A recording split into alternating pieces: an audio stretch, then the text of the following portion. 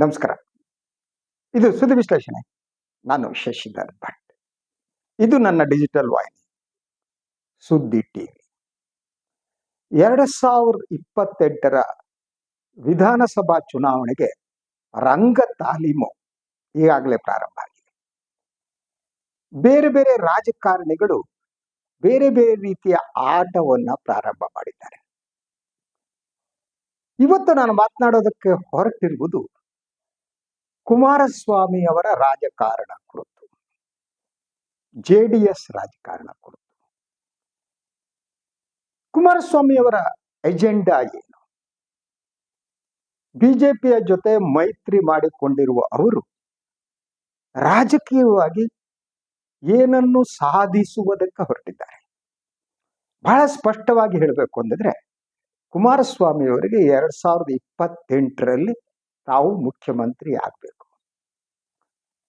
ಹೇಗೆ ಮುಖ್ಯಮಂತ್ರಿ ಆಗೋದು? ಹೇಗೆ ಬೇಕಾದರೂ ಆಗಬಹುದು. ಅದೇ ಅವರ ಗೇಮ್ ಪ್ಲಾನ್ ಅಂತ. ಇದು ಅವರ ಮಾತಿನಲ್ಲೂ ಹೊರಗಡೆ ಬಂದಿದೆ. ಅವರ ಪುತ್ರ ನಿಖಿಲ್ ಕುಮಾರಸ್ವಾಮಿ ಅವರು ಹೇಳಿದೆ 2028ರಲ್ಲಿ ಕುಮಾರಸ್ವಾಮಿ ಮುಖ್ಯಮಂತ್ರಿ ಆಗ್ತಾರೆ. ಆದ್ರೆ ಹಾಗೆ ಮಾತನಾಡುವಾಗ ಬಿಜೆಪಿ ಮತ್ತು ಜೆಡಿಎಸ್ನ ಮೈತ್ರಿಯ ಸರ್ಕಾರ ಬರುತ್ತೆ, ಮೈತ್ರಿ ಸರ್ಕಾರದ ಮುಖ್ಯಮಂತ್ರಿ ಕುಮಾರಸ್ವಾಮಿ ಆಗ್ತಾರೆ ಅನ್ನೋ ಮಾತನ್ನು ಎಲ್ಲೂ ಹೇಳೇ ಇಲ್ಲ. ಹಾಗಿದ್ರೆ ಅವರು ಆಪ್ಷನ್ ಅನ್ನ ಓಪನ್ ಇಟ್ಕೊಂಡಿದ್ದಾರೆ. ಅವರ ರಾಜಕೀಯ ರೀತಿ ರಿವಾಜುಗಳು ಯಾವ ರೀತಿ ಇದೆ, ಈಗ ಅವರು ಏನನ್ನ ಮಾಡುವುದಕ್ಕೆ ಹೊರಟಿದ್ದಾರೆ, ಏನೇನ್ ಮಾಡಿದ್ದಾರೆ ಅನ್ನುವ ಕುತೂಹಲಕರವಾದ ಅಂಶವನ್ನ ತಮಗೆ ನಾನು ತಿಳಿಸೋದಕ್ಕೆ ಇಷ್ಟಪಡ್ತೇನೆ.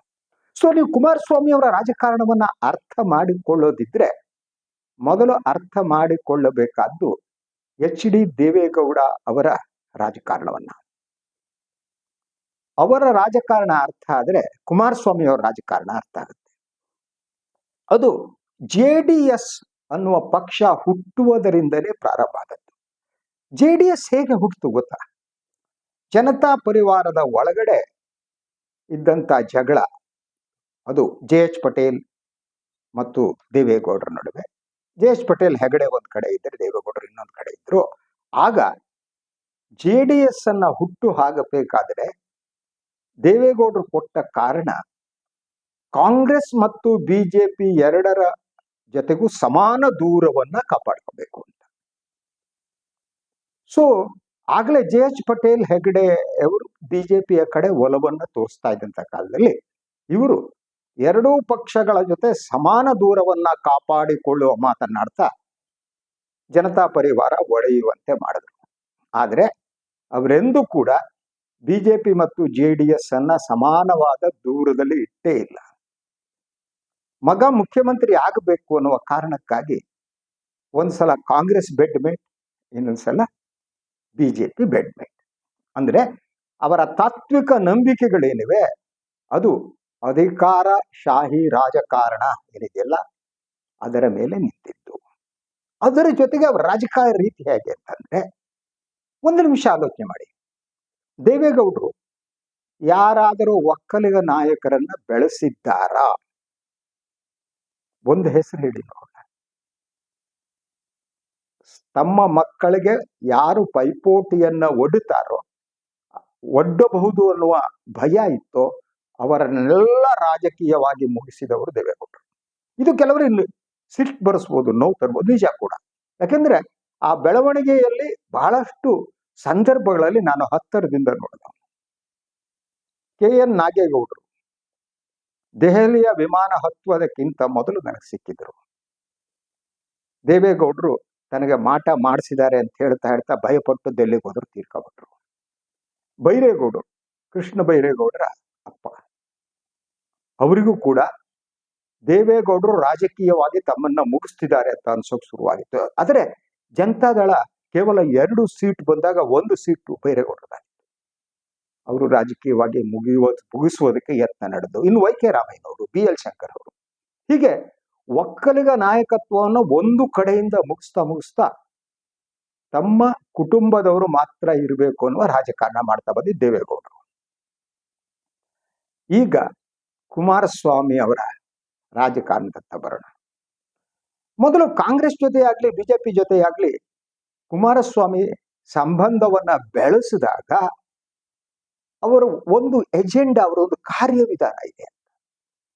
ಅವರು ರಾಜ್ಯ ಮಟ್ಟದ ನಾಯಕರ ಜೊತೆ ಯಾವ ಸಂಪರ್ಕವನ್ನು ಇಟ್ಕೊಳ್ಳಲ್ಲ, ಕೇಂದ್ರದ ಜೊತೆ ಸಂಪರ್ಕ ಇಟ್ಕೊಂಡು ರಾಜ್ಯ ನಾಯಕರನ್ನ ತಮಗೆ ಯಾರ್ಯಾರು ಕಾಂಪಿಟೇಟರ್ ಆಗ್ತಾರೋ ಅವ್ರನ್ನ ಫಿನಿಶ್ ಮಾಡ್ತಾ ಹೋಗುವಂಥದ್ದು. ಕಾಂಗ್ರೆಸ್ ಜೊತೆ ಅವರು ಸರ್ಕಾರ ಮಾಡಿದಾಗಲೂ ನೇರವಾಗಿ ರಾಹುಲ್ ಗಾಂಧಿ, ಸೋನಿಯಾ ಗಾಂಧಿ ಮಾತನಾಡ್ತಾ ಇದ್ರು, ರಾಜ್ಯ ನಾಯಕರನ್ನ ಕ್ಯಾರೆ ಅಂತಿರ್ಲಿಲ್ಲ.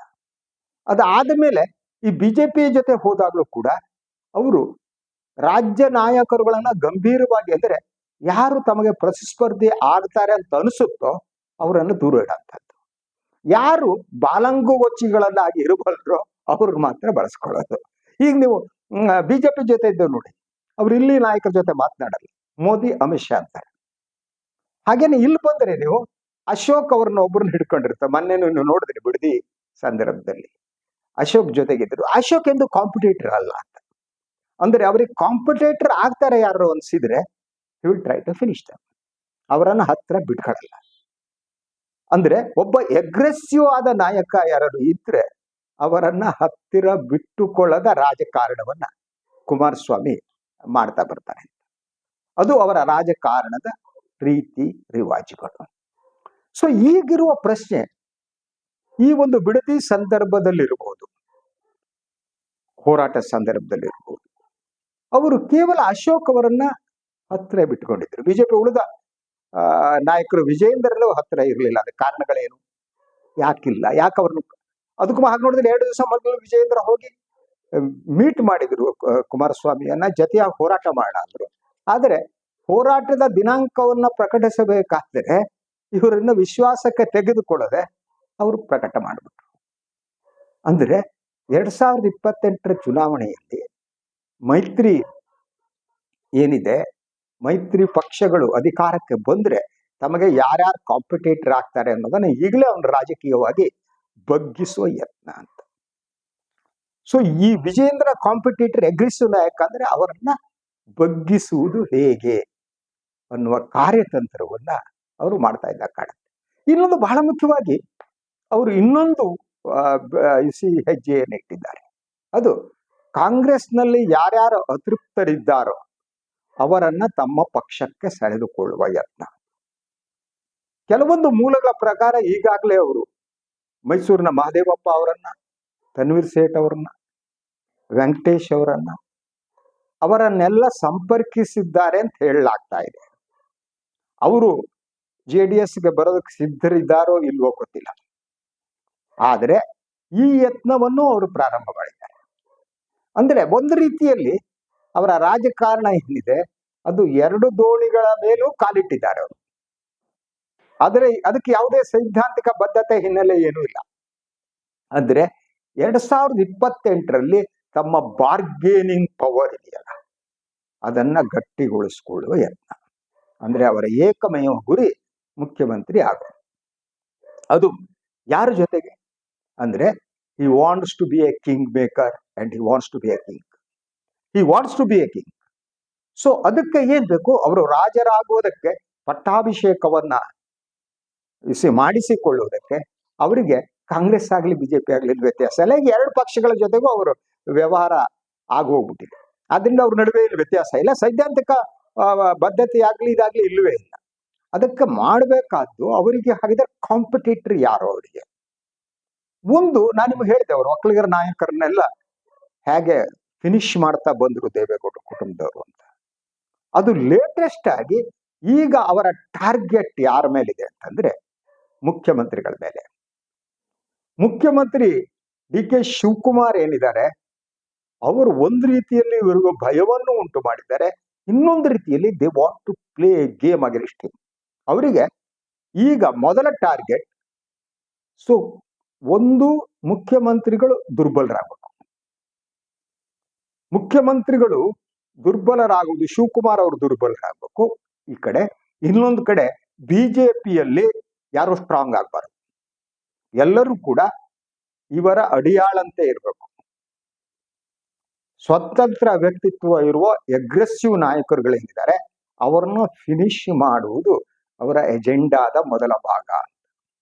ಆ ಕಾರಣಕ್ಕಾಗಿ ಸೊ ಇತ್ತೀಚೆಗೆ ನೀವು ಗಮನಿಸಿರ್ಬೋದು ಸಾಮಾಜಿಕ ಜಾಲತಾಣಗಳಲ್ಲಿ ಕಾಂಗ್ರೆಸ್ನವರು ಒಂದು ಗ್ರಾಫಿಕ್ ಮಾಡಿ ಹಾಕಿದ್ರು, ಕೋಳಿ ಚಿತ್ರ ಹಾಕ್ಬಿಟ್ಟು, ಹೊಟ್ಟೆ ಕಿಚ್ಚನ್ ಮೊಟ್ಟೆ ಕೋಳಿ ಎಂದಾಗ ಹೊಟ್ಟೆ ಕಿಚ್ಚನ್ ಇತ್ತು ಅಂತ ಹೇಳ್ಬಿಟ್ಟು ಒಂದು ಕೋಳಿ ಚಿತ್ರ ಹಾಕ್ಬಿಟ್ಟು ಆ ಕೋಳಿಗೆ 2 ಜೂಟ ಹಾಕ್ಬಿಟ್ಟು ಈ ಕಾಂಗ್ರೆಸ್ನವರೆಲ್ಲ ಬಿಡುಗಡೆ ಮಾಡಿದ್ರು ಈ ಬಿಡದಿ ಹೋರಾಟದ ಸಂದರ್ಭದಲ್ಲಿ. ಸೊ ಅದರಿಂದ ಅವರಿಗೆ ಈ ತಕ್ಷಣದ ಕಾಂಪಿಟೇಟರ್ 2 ರೀತಿಯ ಕಾಂಪಿಟೇಷನ್ ಇದೆ ಅವರಿಗೆ, ಕುಮಾರಸ್ವಾಮಿ ಅವರಿಗೆ. ಒಂದು, ಒಕ್ಕಲಿಗರ ಪ್ರಾಧಾನ್ಯತೆ ಆಧಿಪತ್ಯ ಇರುವಂತಹ ಅಥವಾ ಒಕ್ಕಲಿಗರ ಸಾಮ್ರಾಜ್ಯವನ್ನ ಕಸಿದುಕೊಳ್ಳಲು ಹೊರಟಿರುವಂತಹ ಮುಖ್ಯಮಂತ್ರಿ ಯಾರು? ಸನ್ಮಾನ್ಯ ಶಿವಕುಮಾರ್ ಅವರು ಅಲ್ವಾ. ಇನ್ನೊಂದು ಕಡೆ ಬಿಜೆಪಿ ಒಳಗಿರುವಂತಹ ನಾಯಕರುಗಳನ್ನ ಈಗಲೇ ದುರ್ಬಲಗೊಳಿಸುವುದು. ಆ ದುರ್ಬಲಗೊಳಿಸುವುದಕ್ಕೆ ಅವರು ದೆಹಲಿ ನಾಯಕರುಗಳನ್ನ ಬಳಸಿಕೊಳ್ಳುವುದಕ್ಕೆ ಯತ್ನ ಮಾಡುವಂಥದ್ದು. ಸೊ ನಾನು ಈಗ ಒಂದು ವಿಶ್ಲೇಷಣೆಯಲ್ಲಿ ಹೇಳಿದೆ, ಈ ಮೈತ್ರಿಯಲ್ಲಿ ಲಾಭ ಆಗುವುದು ಯಾರಿಗೆ, ಲಾಭ ಮಾಡಿಕೊಳ್ಳುವವರು ಯಾರು? ಈ ಮೈತ್ರಿಯಿಂದ ಬಿಜೆಪಿಗೆ ಹೆಚ್ಚಿನ ಲಾಭವಾಗುವ ಯಾವುದೇ ಸಾಧ್ಯತೆಗಳು ಕಾಣಲ್ಲ. ಯಾಕೆಂದ್ರೆ ಬಿಜೆಪಿ ಮೈತ್ರಿಯಲ್ಲಿ ದೊಡ್ಡ ಪಕ್ಷ ಅಂದ್ರೆ ಬಿಜೆಪಿ ಯಾವಾಗ ಕೂಡ ಅಷ್ಟೇ. ಬಿಜೆಪಿಯಲ್ಲಿ ಯಾರು ಮೈನರ್ ಪಕ್ಷ ಇರುತ್ತೆ ಅವರು ರೂಲ್ ಮಾಡಕ್ ಶುರು ಮಾಡಿಬಿಟ್ರೆ ಮೇಜರ್ ಪಕ್ಷ ಇರುತ್ತೆ ಸಫರ್ ಆಗುತ್ತೆ. ಈಗ ಬಿಜೆಪಿ ಕಾರ್ಯಕರ್ತರಿಗೆ ಆಗ್ತಾ ಇರುವ ಸಮಸ್ಯೆ ಅದೇ.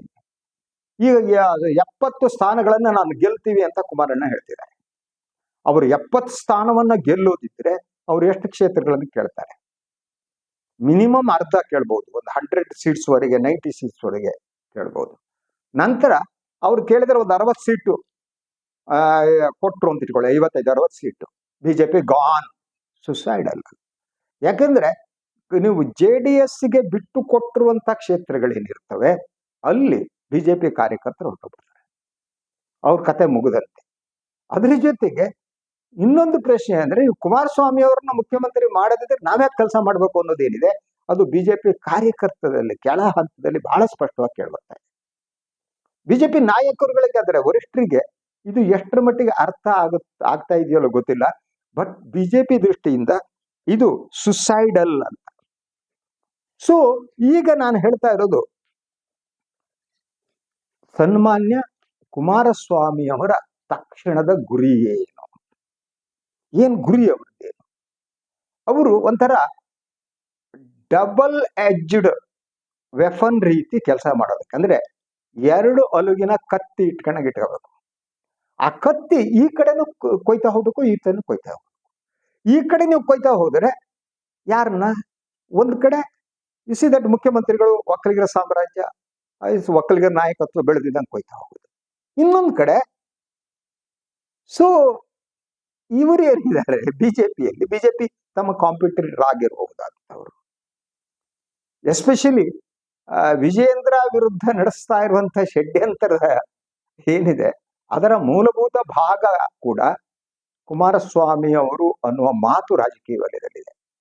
ಯಾಕೆಂದ್ರೆ ಅವರು ತಮಗ್ ಬೇಕಾದ ಸೋಮಣ್ಣನನ್ನ ದಟ್ ಪಕ್ಷದ ಅಧ್ಯಕ್ಷರನ್ನಾಗಿ ಮಾಡೋದಕ್ಕೆ ನಡೆಸಿರುವಂತಹ ಹೋರಾಟ, ಅದು ಅದರ ಜೊತೆಗೆ ಅವರು ಯಾರು ಈ ಸಣ್ಣ ಪುಟ್ಟ ನಾಯಕರುಗಳಿದ್ದಾರೆ ಬಿಜೆಪಿಯಲ್ಲಿ, ಅಲ್ಲಿ ಇಲ್ಲಿ ಕೂಗಾಡ್ಕೊಂಡು ಇನ್ನೊಂದು ಮಾಡ್ತಾ ಈ ವಿಜಯೇಂದ್ರ ಅಥವಾ ಯಡಿಯೂರಪ್ಪನವ್ರ ವಿರುದ್ಧ ಕತ್ತಿ ಮಸಿತಾ ಇರ್ತಾರಲ್ಲ, ಅಂಥವ್ರ ಜೊತೆ ಸಂಪರ್ಕ ಇಟ್ಕೊಳ್ಳೋದು. ಹಾಗೆ ನೋಡಿದ್ರೆ ಇವರಿಗೆ ಇಂಥ ಜನ, ಈಗ ಪ್ರತಾಪ ಸಿಂಹ ಇರ್ಲಿ, ಅದು ಹಲ್ಲಿಲ್ಲದ ಸಿಂಹ, ಮೋದಿ ಸಿಂಹನ ಟೈಪೇ ಅವ್ರಿರ್ಲಿ, ಉಳಿದ ಕೆಲವು ನಾಯಕರುಗಳು ಇದ್ದಾರಲ್ಲ, ಅವರಿಗೆ ಸ್ವಂತ ಶಕ್ತಿ ಏನೂ ಇಲ್ವೇ ಇಲ್ಲ, ಅಥವಾ ಬಿಜೆಪಿಯನ್ನು ಕಟ್ಟುವ ಶಕ್ತಿ ಕೂಡ ಇಲ್ಲ, ಯಾವುದೂ ಇಲ್ಲ. ಸೊ ಅಂಥವರನ್ನ ಹಿಂದೆ ಇರುವವರು ಯಾರು? ಇದರ ಹಿಂದೆ ಯಾರು ಆಟ ಆಡ್ತಿದ್ದಾರೆ ಅಂದ್ರೆ ಅದು ಕುಮಾರಸ್ವಾಮಿ ಅಂತ ಹೇಳಲಾಗ್ತದೆ. ಅಂದ್ರೆ ಬಿಜೆಪಿಯ ಒಳಗಿನ ಭಿನ್ನಮತ ಇರಬಹುದಾದ ಭಿನ್ನಮತ, ಆ ಭಿನ್ನಮತವನ್ನ ಹುಟ್ಟಿ ಹಾಕಿದ್ದು, ಭಿನ್ನಮತವನ್ನ ಬೆಳೆಸ್ತಾ ಹೋಗಿದ್ದು ಕುಮಾರಸ್ವಾಮಿಯವರು ಅನ್ನುವ ಮಾತು ಬಿಜೆಪಿ ವಲಯದಲ್ಲಿ ಕೇಳ್ತಾ ಇದೆ. ಸೊ ಇದಕ್ಕೆ ಯಾಕೆ ಅಂತ ಅಂದ್ರೆ, ಸೊ ಬಿಜೆಪಿಯ ಒಳಗಡೆ ಪ್ರಬಲ ನಾಯಕರು ಇಲ್ಲದೆ ಇದ್ರೆ ಆಗ ಸಲೀಸಾಗಿ ಮುಖ್ಯಮಂತ್ರಿ ಸ್ಥಾನ ತಮಗೆ ದಕ್ಕುತ್ತೆ ಅನ್ನುವುದು ಸನ್ಮಾನ್ಯ ಕುಮಾರಸ್ವಾಮಿ ಅವರ ನಂಬಿಕೆ ಅಂತ ಹೇಳಲಾಗ್ತಾ ಇದೆ. ಅದ್ರ ಜೊತೆಗೆ ಆಪ್ಷನ್ ಅವರಿಗೆ ಓಪನ್ ಇಟ್ಟುಕೊಂಡಿದ್ದು ಅಂತ. ಅವರು ಮಹಾನ್ ನಿಷ್ಠ ಬಿಜೆಪಿಯವರು ಅಲ್ಲ. ಫಾರ್ ಎಕ್ಸಾಂಪಲ್, ಈಗ ಪಾರ್ಲಿಮೆಂಟ್ ನಲ್ಲಿ ನೋಡಿ, ಮೋದಿ ವಿರುದ್ಧ ಇಷ್ಟೆಲ್ಲ ನಡೀತಲ್ವಾ, ಅಮಿತ್ ಶಾ ಮೋದಿ ವಿರುದ್ಧ. ಕುಮಾರಸ್ವಾಮಿ ಅವರು ಪಾರ್ಲಿಮೆಂಟ್ ನಲ್ಲಿ ಇದ್ರ, ಎಲ್ಲಾದ್ರೂ ಮಾತಾಡಿಸಿ ಕೇಳಿಸ್ಕೊಂಡ್ರೆ? ಆಗ ನೋಡಿದ್ರೆ ಮಿತ್ರ ಪಕ್ಷವಾಗಿ ಹೋಗಿ ನಿಂತ್ಕೋಬೇಕಿತ್ತು ಅಲ್ವಾ. ಸೊ ದೆಹಲಿ ಮಟ್ಟದಲ್ಲಿ ಈ ರೀತಿಯ ಯಾವುದೇ ರಾಜಕೀಯ ಬೆಳವಣಿಗೆಯಲ್ಲಿ ಪಾಲುದಾರರಾಗದೆ ಅವರು is concentrating fully on Karnataka. Y ಅಂದ್ರೆ ಅವರ ತಮ್ಮ ಕನಸು ಮತ್ತು ಗುರಿ ಏನಿದೆ, ಆ ಗುರಿ ಸಾಧಿಸುವುದಕ್ಕಾಗಿ ಅದು ಮುಖ್ಯಮಂತ್ರಿ ಸ್ಥಾನವನ್ನ ಪಡೆಯೋದು. ಅವರಿಗೆ ಈಗಿರುವುದು ಒಂದು, ಕಾಂಗ್ರೆಸ್ನ ಒಳಗಡೆ ಒಂದೊಮ್ಮೆ ಡಿ ಕೆ ಶಿವಕುಮಾರ್ ಅವರು ದುರ್ಬಲರಾದ್ರೆ ಆಗ ಕಾಂಗ್ರೆಸ್ ಜೊತೆ ಹೊಂದಾಣಿಕೆ ಮಾಡಿಕೊಂಡು ಮುಖ್ಯಮಂತ್ರಿ ಸ್ಥಾನ ಪಡೆಯುವುದಕ್ಕೆ ಅವ್ರೇನು ಹಿಂಜರಿಯಲ್ಲ. ಅವಾಗ ಯಾವುದೋ ಒಂದು ಹೇಳಿಕೆ ಕೊಡ್ಬೋದು, ಏನ್ ಪ್ರಾಬ್ಲಮ್ ಇಲ್ಲ. ದೇವೇಗೌಡರ ಮಾಡಿದಾರಲ್ವಾ, ಮುಂದಿನ ಅವ್ರು ಯಾವಾಗ ಸೆಕ್ಯುಲರ್ ಆಗಿದ್ರು, ಮುಂದಿನ ಜನ್ಮದಲ್ಲಿ ನಾನು ಮುಸ್ಲಿಮರ ಕುಟುಂಬದಲ್ಲಿ ಹುಟ್ಟುತ್ತೀನಿ ಅಂತ ಹೇಳಿದ್ರು. ಆಯ್ತಾ, ಮೋದಿ ಅವರು ಪ್ರೈಮ್ ಮಿನಿಸ್ಟರ್ ಆದ್ರೆ ನಾನು ದೇಶದಲ್ಲಿ ಇರ್ಲಾರೆ ಹೊರಟೆ ಹೋಗ್ತೀನಿ ಅಂತಿದ್ರು ದೇವೇಗೌಡರು. ಆದ್ರೆ ಈಗ ದೇವೇಗೌಡರ ಜೊತೆ ತಮ್ಮದು ಜನ್ಮ ಜನ್ಮಾಂತರದ ಸಂಬಂಧ ಈ ಜನ್ಮದ್ದೇ ಅಲ್ಲ ಅಂತ ಹೇಳ್ತಾರೆ.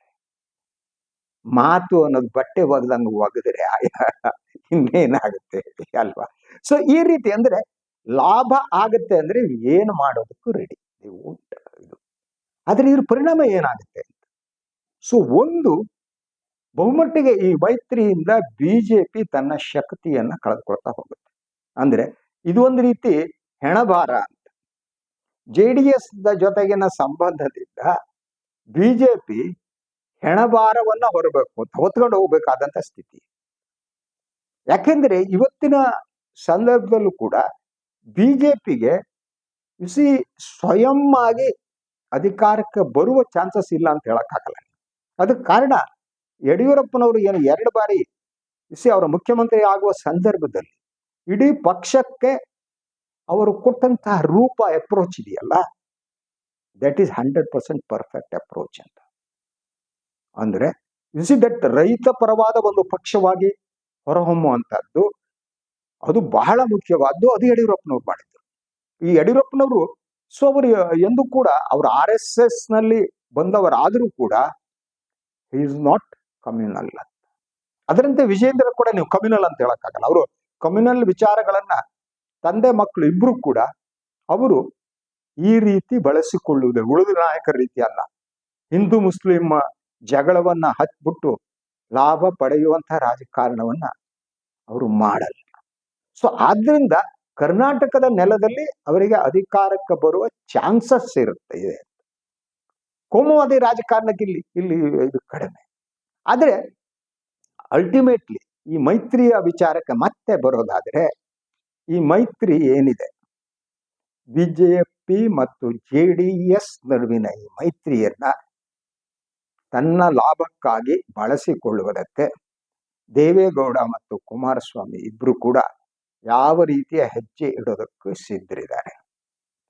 ಸೊ ಬಿಜೆಪಿ ಕಾರ್ಯಕರ್ತರು ಒಪ್ತಾರೆ ಬಿಡ್ತಾರೆ ಬೇರೆ, ಆದ್ರೂ ಬಿಜೆಪಿಯಲ್ಲಿ ರಾಜ್ಯ ಮಟ್ಟದ ನಾಯಕತ್ವವನ್ನು ಕೂಡ ಬದಲು ಮಾಡಬೇಕು ಅನ್ನುವುದು. ಒಂದ್ ಕಡೆ ಒಕ್ಕಲಿಗರ ನಾಯಕತ್ವವನ್ನ ಮುಗಿಸುವಂಥದ್ದು, ಅಥವಾ ಬೋರ್ಡಿಗಿಲ್ದಿರಂತಹ ಅಶೋಕ್ ಅಂತವರೇ ತಮ್ಮ ಥ್ರೆಟ್ ಅಲ್ಲ ಅನ್ನೋರ್ನ ಇಟ್ಕೊಂಡಿರೋದು. ಇನ್ನೊಂದು ಕಡೆ ಲಿಂಗಾಯತ ನಾಯಕತ್ವ ಇದ್ದರೆ ಇನ್ನೊಂದು ನಾಯಕತ್ವವನ್ನು ಫಿನಿಶ್ ಮಾಡೋದು. ಅಲ್ಟಿಮೇಟ್ಲಿ ಗುರಿ ಅಂತಂದ್ರೆ ಮುಖ್ಯಮಂತ್ರಿ ಆಗುವುದು ಅವರ ಬಹುಮುಖ್ಯವಾದ ಗುರಿ. ಆ ದಾರಿಯಲ್ಲಿ ಯಾರೇ ಅಡ್ಡ ಬಂದರೂ ಅವ್ರನ್ನೆಲ್ಲ ಮರ್ಸಿಲೆಸ್ ಆಗಿ ಅವರನ್ನ ರಾಜಕೀಯವಾಗಿ ಮುಗಿಸುವ ಯತ್ನದಲ್ಲಿ ಕುಮಾರಸ್ವಾಮಿ ಇದ್ದಾರೆ ಅಂತ ನನಗನ್ಸುತ್ತೆ. ಬಿಜೆಪಿ ವರಿಷ್ಠರು ಏನ್ ಮಾಡ್ತಾರೆ ಐ ಡೋಂಟ್ ನೋ. ಸೊ ಇವತ್ತಂತೂ ಬದಲಾದ ಸ್ಥಿತಿಯಲ್ಲಿ ಬಿಜೆಪಿಯ ವರಿಷ್ಠರು ಕರ್ನಾಟಕದ ವಾಸ್ತವವನ್ನು ಅರಿದಿದ್ದರೆ ಬಿಜೆಪಿ ಮತ್ತೆ ಅಧಿಕಾರಕ್ಕೆ ಬರಲ್ಲ. ಕರ್ನಾಟಕದ ವಾಸ್ತವ ಏನು? ಕರ್ನಾಟಕದ ವಾಸ್ತವ ಅಂತಂದ್ರೆ ನೀವು ಕರ್ನಾಟಕದಲ್ಲಿ ತಗೊಳ್ಳಿ, ನೀವು ಜನನಾಯಕರು ಅಂತಂದ್ರೆ ಯಾರು ಕರ್ನಾಟಕದಲ್ಲಿ? ಬಹಳ ಮುಖ್ಯವಾಗಿ ಸಿದ್ದರಾಮಯ್ಯನವರು ಜನನಾಯಕರು, ಯಡಿಯೂರಪ್ಪನವರು ಜನನಾಯಕರು, ದೇವೇಗೌಡರು ಒಂದು ಕಾಲದಲ್ಲಿ ಜನನಾಯಕರಾಗಿದ್ರು. ಕುಮಾರಸ್ವಾಮಿ ಜನನಾಯಕರಲ್ಲ ಅಂತ ಹೇಳಲ್ಲ, ಆದ್ರೆ ಸ್ವಶಕ್ತಿಯ ಮೇಲೆ ಇಡೀ ಕರ್ನಾಟಕದಲ್ಲಿ ಅಧಿಕಾರಕ್ಕೆ ಬರುವ ಶಕ್ತಿ ಏನಿದೆ ಅದು ಕುಮಾರಸ್ವಾಮಿ ಅವರಿಗಿಲ್ಲ. ಅವರಿಗೆ ಇನ್ನೊಂದು ದೋಣಿ ಬೇಕು. ಯಾರದೋ ದೋಣಿಯ ಮೇಲೆ ಹತ್ತಿಕೊಂಡು ಇವ್ರು ಪ್ರಯಾಣ ಮಾಡ್ಬೇಕು, ಇಲ್ಲಿ ಮುಳುಗೋಗ್ತಾರೆ. ಆ ಸಿಚುವೇಶನ್ ಇದೆ ಅವರಿಗೆ. ಆದ್ರಿಂದ ಸೊ ಇಡೀ ಕರ್ನಾಟಕದ ರಾಜಕಾರಣ ಏನಿದೆ, ಈಗ ನಡೆಯುತ್ತಿರುವ ರಂಗತಾಲೀಮ್ ಇದೆಯಲ್ಲ, ಅದು ಕುತೂಹಲಕರವಾದ್ದು. ಅದು ಯಾವ ಕಾಲಕ್ಕೆ ಯಾವ ಟರ್ನ್ ತಗೊಳ್ತಾ ಗೊತ್ತಿಲ್ಲ. ಹಾಗೇನೆ ಕುಮಾರಸ್ವಾಮಿ ಕಂಪನಿ ಏನಿದ್ದಾರೆ, ಅವರ ರಾಜಕಾರಣ ಕೂಡ ಕುತೂಹಲದಿಂದ ನೋಡ್ಬೇಕಾಗಿದೆ. ಇದು ಇವತ್ತಿನ ಸುದ್ದಿ ವಿಶ್ಲೇಷಣೆ. ಇನ್ನೊಂದು ವಿಚಾರ ಮತ್ತೆ ಬರ್ತೀನಿ. ನಾನು ಲೈಕ್ ಮಾಡಿ, ಸಬ್ಸ್ಕ್ರೈಬ್ ಮಾಡಿ, ಬೆಲ್ ಐಕಾನ್ ಪ್ರೆಸ್ ಮಾಡೋದಕ್ಕೆ ಮರಿಬೇಡಿ. ಹಾಗೇನೆ ಸಾಧ್ಯ ಆದರೆ ಸಹಾಯ ಮಾಡಿ. ಸ್ವತಂತ್ರ ಪತ್ರಿಕೋದ್ಯಮವನ್ನು ಉಳಿಸಿ, ನನ್ನನ್ನು ಆಶೀರ್ವದಿಸಿ. ಎಲ್ಲರಿಗೂ ನಮಸ್ಕಾರ.